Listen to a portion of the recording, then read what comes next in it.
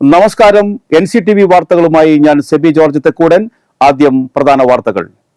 Blue Star branded ഷോറൂമിനൊപ്പം kitchen അപ്ലയൻസുകളുമായി active at home mobile phone sales and സർവീസിംഗിനായി പ്രത്യേക വിഭാഗം active at home NH Puthukkad. Keralam വെള്ളിയാഴ്ച വിധി എഴുതും. രാവിലെ 7 മുതൽ വൈകിട്ട് 6 വരെയാണ് വോട്ടെടുപ്പ് നടക്കുന്നത്. സുരേഷ് ഗോപിക്ക് വേണ്ടി വോട്ട് തേടി വൈദികൻ എന്ന പേരിൽ നവമാധ്യമങ്ങളിൽ പ്രചരിപ്പിക്കുന്നതിനെതിരെ പുതുക്കാട് പള്ളി വികാരി ഫാദർ പോൾ തേക്കാനത്ത് സൈബർ സെല്ലിൽ പരാതി നൽകി.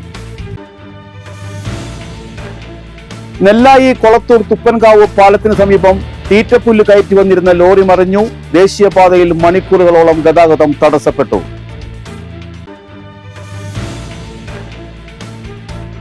സ്വർണ്ണവില 53,000 രൂപയിലേക്ക്. പവന് 250 രൂപയാണ് കുറഞ്ഞത്.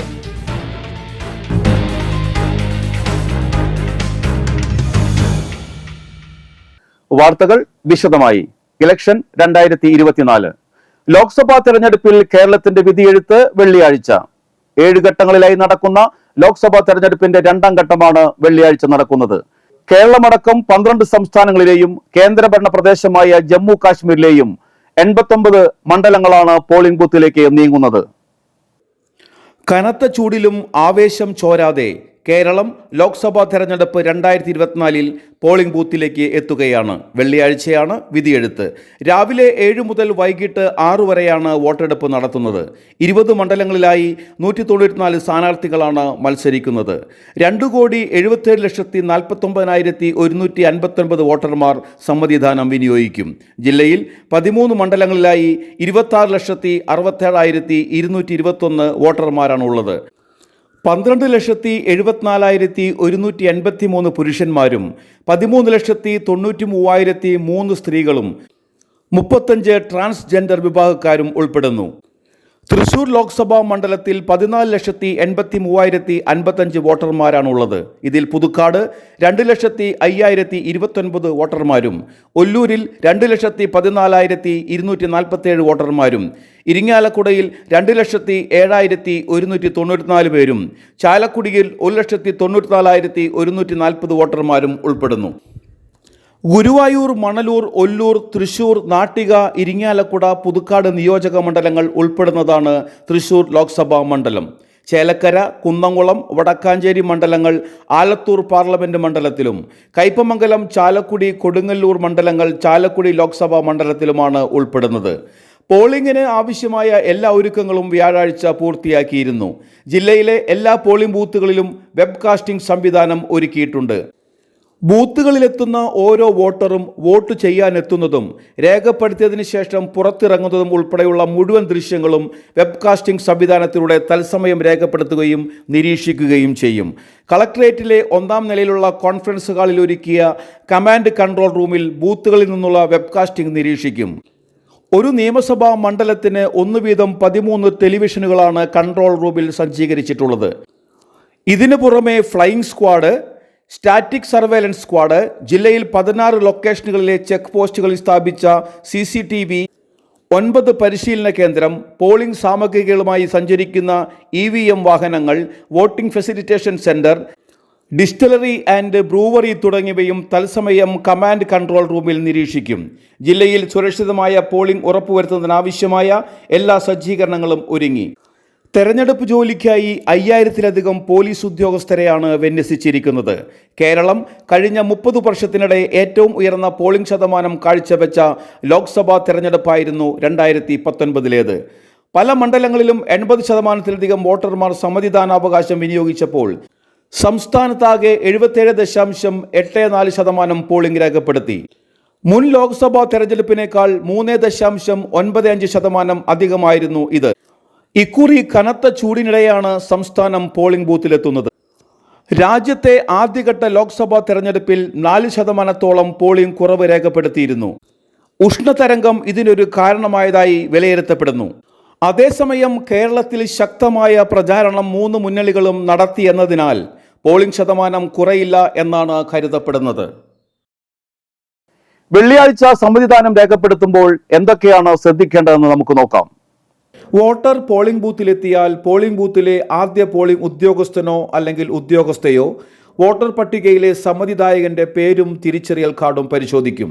ശേഷം രണ്ടാമത്തെ പോളിംഗ് ഉദ്യോഗസ്ഥനോ ഉദ്യോഗസ്ഥയോ വോട്ടറുടെ കൈവിരലിൽ മഷി പുരട്ടുകയും സ്ലിപ്പ് നൽകുകയും രജിസ്റ്ററിൽ ഒപ്പുരേഖപ്പെടുത്താൻ നിർദ്ദേശിക്കുകയും ചെയ്യും. തുടർന്ന് മൂന്നാമത്തെ പോളിംഗ് ഉദ്യോഗസ്ഥൻ വോട്ടറുടെ സ്ലിപ്പ് വാങ്ങുകയും വിരലിലെ മഷിയടയാളം പരിശോധിക്കുകയും ചെയ്യും. ശേഷം വോട്ടർക്ക് വോട്ട് രേഖപ്പെടുത്തുന്നതിന് ഇലക്ട്രോണിക് വോട്ടിംഗ് മെഷീനടുത്തേക്ക് പോകാം. EVM-ൽ നിങ്ങൾ തിരഞ്ഞെടുക്കുന്ന സ്ഥാനാർത്ഥിയുടേതോ നോട്ടയുടെയോ നേരെയുള്ള നീല ബട്ടൺ അമർത്തി വോട്ട് രേഖപ്പെടുത്താം. തുടർന്ന് ബട്ടൺ അമർത്തിയ സ്ഥാനാർത്ഥിയുടെ പേരിനോ ചിഹ്നത്തിനോ നേരെയുള്ള ചുവന്ന ലൈറ്റ് തെളിയും. സമ്മതിദായകൻ തിരഞ്ഞെടുത്ത സ്ഥാനാർത്ഥിയുടെ നോട്ടയുടെ ക്രമനമ്പർ, പേര്, ചിഹ്നം എന്നിവ അടങ്ങിയ ബാലറ്റ് സ്ലിപ്പ് വിവിപാറ്റ് ചിഹ്നം ചെയ്യുകയും വിവിപാറ്റ് മെഷീന്റെ സുതാര്യമായ വിൻഡോയിൽ 7 സെക്കൻഡ് ദൃശ്യമാവുകയും ചെയ്യും. തുടർന്ന് കൺട്രോൾ യൂണിറ്റിൽ നിന്നും ബീപ്പ് കേൾക്കാം.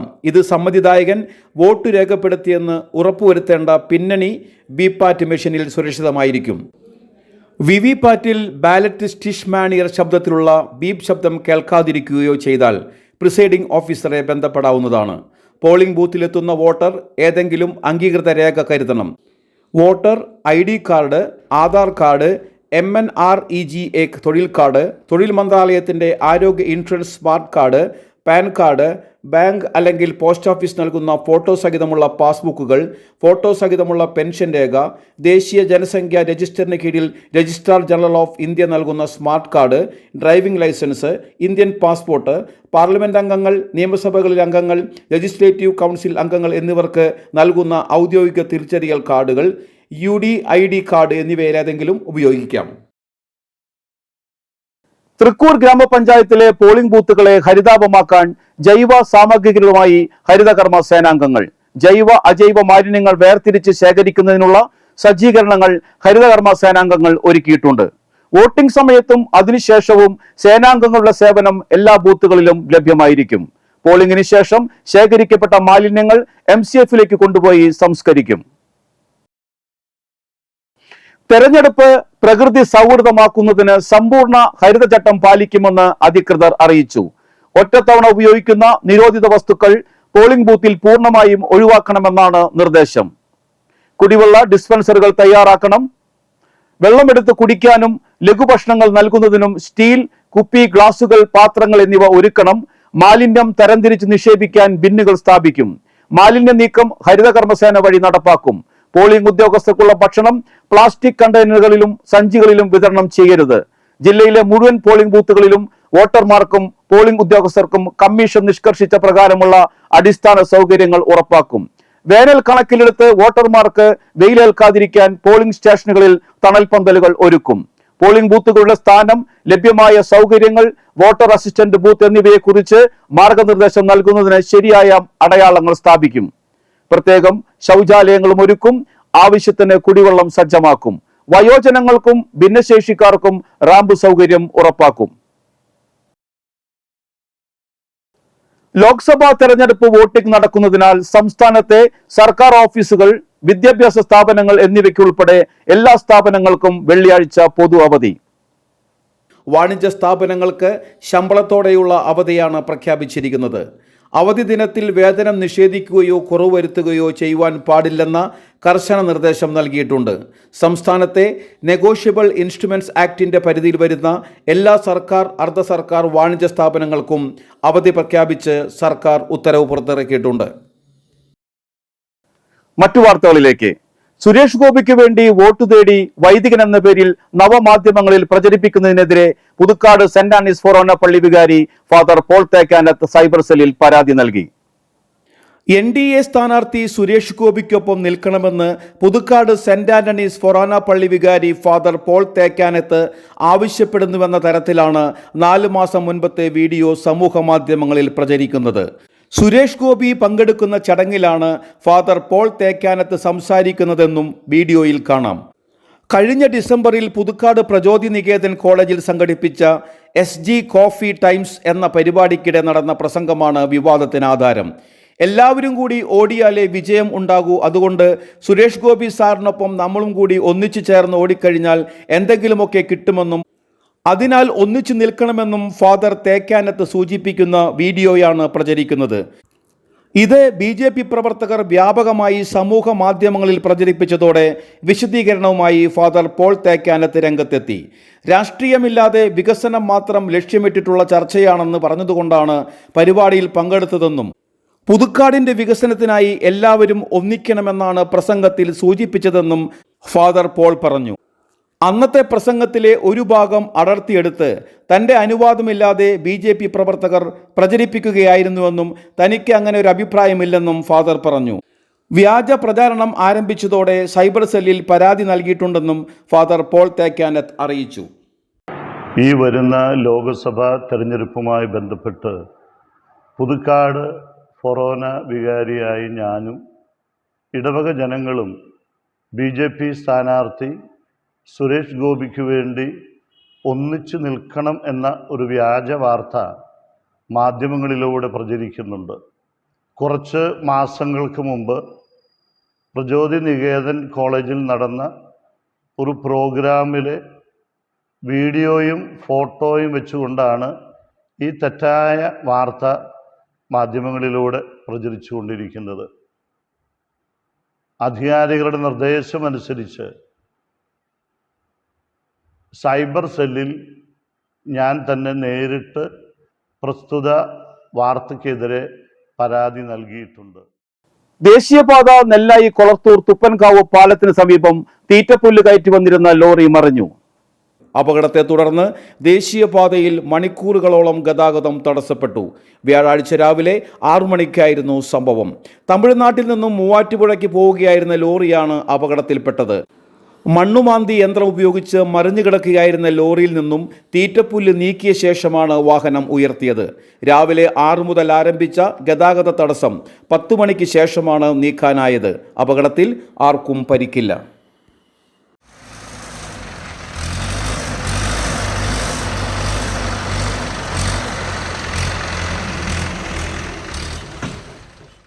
അമ്മയുടെയും സഹോദരിയുടെയും ത്യാഗം തുണയായില്ല. 4 വയസ്സുകാരി അന്ന റോസ് വിടവാങ്ങി. പറപ്പൂക്കര തൃശൂക്കാരൻ ഷേണിയുടെയും ജിൻസിയുടെയും മകളായ അന്ന റോസ് ലുക്കീമിയ ക്യാൻസറിന് ചികിത്സയിലായിരുന്നു. ഡോക്ടറുടെ നിർദ്ദേശപ്രകാരം 2 പ്രാവശ്യം മജ്ജ മാറ്റിവെക്കൽ ശസ്ത്രക്രിയ നടത്തിയിരുന്നു. കുട്ടിയുടെ ചികിത്സയ്ക്കായി വലിയൊരു തുകയാണ് ആവശ്യമായി വന്നത്. ആശുപത്രി കിടക്കയിൽ നിന്നും അന്ന റോസ് ധനസഹായം അഭ്യർത്ഥിക്കുന്ന വീഡിയോയും പുറത്തു വന്നിരുന്നു. നിരവധി പേരാണ് കുട്ടിക്കായി സഹായം നൽകിയത്. 24 ലക്ഷം രൂപയാണ് സമാഹരിച്ചത്. ആദ്യഘട്ടത്തിൽ 17 ലക്ഷം രൂപയാണ് ചികിത്സയ്ക്കായി ചെലവായത്. തുടർ ചികിത്സ നടക്കുന്നതിനിടയിലാണ് കുരുന്നിൻ്റെ വിടവാങ്ങൽ. കുട്ടിയുടെ സംസ്കാരം പറപ്പൂക്കര സെന്റ് ജോൺ നെബുംസ്യാൻ ഫൊറോന പള്ളിയിൽ നടന്നു.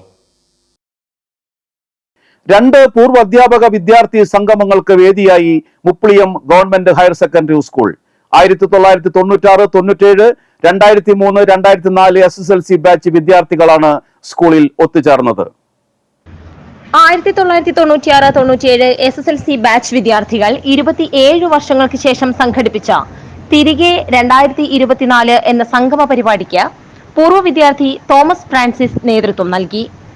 പൂർവാധ്യാപകരായ KP Ramankutty, PA Kuriakose, AV Vasudevan, NM Sudha, P Prema, PV Rajalakshmi, AG Padmavathi, PJ Philomena, KP Ramadevi, R Leelamani, VC Kumari, V Indiradevi, P Ushadevi, KN Valsamma, KV Ramani, KA Geethalakshmi, M Beena, KN Komalavalli, Usha Antony, P Geetha എന്നിവരും സ്കൂൾ പ്രിൻസിപ്പൽ PP ടെസ്സി, പൂർവ്വ വിദ്യാർത്ഥി സംഘടനാ ചെയർമാൻ KN ജയപ്രകാശ് എന്നിവരും സന്നിഹിതരായി.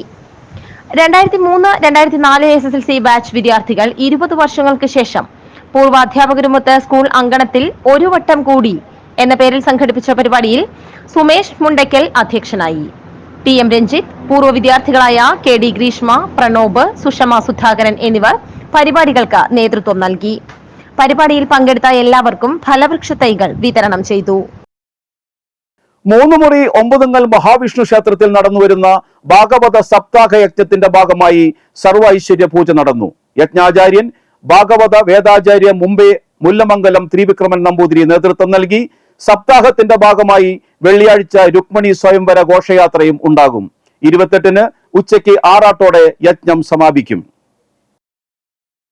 കൊടകര വല്ലപ്പാടി പൂതികുളങ്ങര മഹാവിഷ്ണു ക്ഷേത്രത്തിലെ ഭാഗവത സപ്താഹ യജ്ഞത്തോടനുബന്ധിച്ച് വെള്ളിയാഴ്ച രുക്മിണി സ്വയംവരം നടക്കും. ശനിയാഴ്ച വിദ്യാഗോപാല മന്ത്രാർച്ചന, ഞായറാഴ്ച യജ്ഞസമർപ്പണം എന്നിവ നടക്കും. എല്ലാ ദിവസവും വൈകുന്നേരത്തെ ദീപാരാധന വരെ ഭാഗവത പാരായണവും പ്രഭാഷണവും ഉണ്ടായിരിക്കുന്നതാണ്.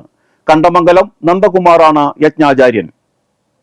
സംസ്ഥാനത്ത് സ്വർണ്ണവില കുറഞ്ഞു. 280 രൂപയാണ് പവന് കുറഞ്ഞത്. ബുധനാഴ്ച 360 രൂപ ഉയർന്നിരുന്നു. യുദ്ധ സാഹചര്യങ്ങളിൽ അയവ് വന്നതോടെ അന്താരാഷ്ട്ര സ്വർണ്ണവിലയിൽ ഇടിവ് രേഖപ്പെടുത്തിയിട്ടുണ്ട്. കേരളത്തിൽ ഒരു പവന് സ്വർണത്തിന്റെ വിപണി വില 53,000 രൂപയാണ്. ചൊവ്വാഴ്ച സ്വർണ്ണവില 1,120 രൂപ കുറഞ്ഞ് വില 52,900 എത്തിയിരുന്നു. കാലാവസ്ഥ. കൂടിയ താപനില 35 ഡിഗ്രി സെൽഷ്യസ്, കുറഞ്ഞ താപനില 27 ഡിഗ്രി സെൽഷ്യസ്.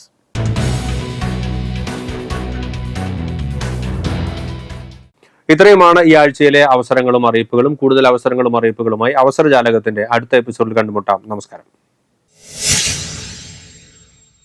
ലോക്സഭാ തെരഞ്ഞെടുപ്പ് ദിനമായ വെള്ളിയാഴ്ച തൃശൂരിലെ സംസ്ഥാന മ്യൂസിയം മൃഗശാല തുറന്നു പ്രവർത്തിക്കില്ലെന്ന് സൂപ്രണ്ട് അറിയിച്ചു. ലോക്സഭാ തെരഞ്ഞെടുപ്പിന് വാഴാനി ഡാമിലെ ജലസേചന വകുപ്പിന്റെ ഓഫീസ് പോളിംഗ് സ്റ്റേഷൻ ആയതിനാൽ വെള്ളിയാഴ്ച വാഴാനി ഡാം ആൻഡ് ഗാർഡനിൽ വിനോദസഞ്ചാരികൾക്ക് പ്രവേശനം ഉണ്ടായിരിക്കില്ലെന്ന് ജില്ലാ ടൂറിസം പ്രൊമോഷൻ കൗൺസിൽ സെക്രട്ടറി അറിയിച്ചു. ഇനി ഇന്നത്തെ സ്വർണ്ണവില. സ്വർണം ഗ്രാമിന് 6,625 രൂപയും പവന് 53,000 രൂപയും രേഖപ്പെടുത്തി.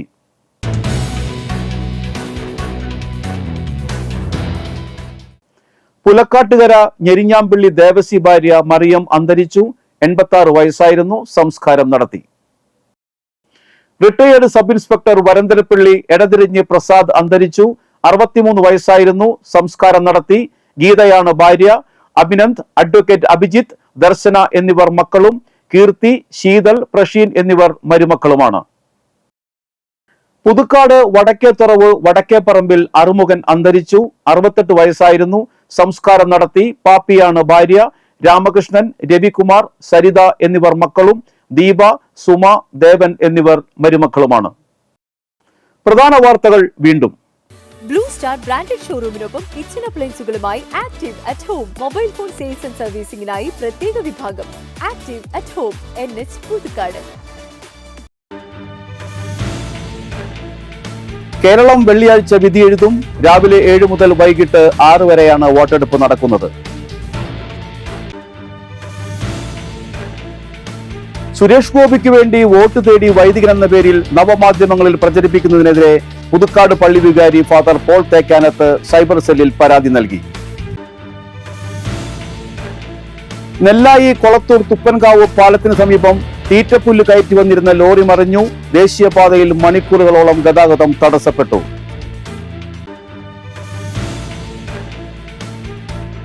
സ്വർണ്ണവില 53,000 രൂപയിലേക്ക്. പവന് 250 രൂപയാണ് കുറഞ്ഞത്.